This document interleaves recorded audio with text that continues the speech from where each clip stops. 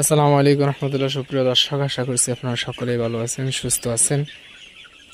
দেশ ও প্রবাস থেকে যারা আজকের ভিডিওটি ফেলে করেছেন সকলের প্রতি আন্তরিক শুভেচ্ছা ও অভিনন্দন। তো প্রিয় দর্শক, ডিমের জন্য ফার্মে মুরগি বাছাইকরণ পদ্ধতি এ বিষয়ে আমি অনেকে আমার কাছে জানতে চান যে আসলে আমি ডিমের জন্য কিভাবে এগুলোকে বাছাই করব বা সে সম্পর্কে যদি একটু বলতেন। তো ডিমের জন্য বাছাই করা এটা খুবই সহজ বিষয়টা হচ্ছে যে যদিও আমাদের অনেকে নতুন খামারদের জন্য বোঝার বাকি নেই, আমাদের বোঝার বাকি নেই, অনেক কিছু জানতে হয়, বুঝতে হয়। কারণ এখানে অল্প বিষয় জানলে আপনি খুব সহজেই কৃষি সেক্টর থেকে লাভবান হতে পারবেন। তো যাই হোক, বোঝার কোনো শেষ নেই, মানুষের অল্প বিষয় জানতে হয়। এই ফার্মি মুরগিগুলো সাধারণত আপনার পুরুষ মহিলা একসাথে হয়ে থাকে। তো এখানে আপনার পুরুষগুলা মাংসের জন্য আপনার সেল করে দিয়ে ডিমের জন্য মহিলাগুলো রাখি। তো আমার এখানে যে প্রায় 300 পিসের মতো দেখতেছেন, আলহামদুলিল্লাহ এগুলো আমরা অনেকগুলো সেল করে দিছি। এখানে হয়তো ভিডিও দেখে অনেকে আমার কাছে কল দিবেন, কিন্তু না, আমরা এখানে যে মুরগিগুলো দিচ্ছি এগুলো আমাদের ফ্যারেন্সের জন্য প্রস্তুত হচ্ছে, এগুলো আমরা সেল করব না। হ্যাঁ, আমাদের ওই পাশে আরও বাচ্চা আছে প্রচুর পরিমাণে, ওগুলো 1 মাস বয়স এই দেখতেছেন।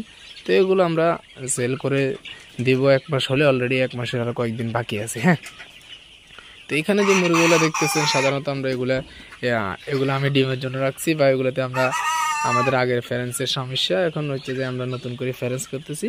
তো এই জন্য এখান থেকে আবার বাচ্চা উৎপাদন হবে, এই বাচ্চা আমরা সারা বাংলাদেশে ডেলিভারি করব।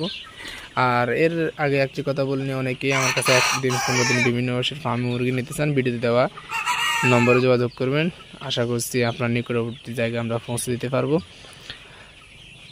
তো ডিমের রাজা মিশরে মুরগি পালন খুবই সহজ।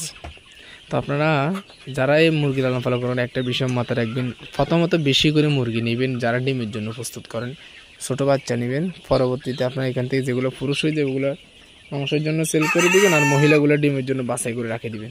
অনেকে হয় কি আপনার 2000 মুরগি পালন যাবে, এরকম করে হয়তো 2000 পিস মুরগি নেবেন, কিন্তু একটা সময় এটা হয়তো আপনার পুরুষগুলো বিক্রি করে দিলে আর মহিলা অল্প থাকে, তাহলে আপনার ওই ঘরটা খালি থাকে, ওইখানে আর দ্বিতীয়বার বাচ্চা প্রবেশ করানো বা ঢুকানো যায় না, যার কারণে আমাদের লসের সম্ভাবনা হয়ে থাকে।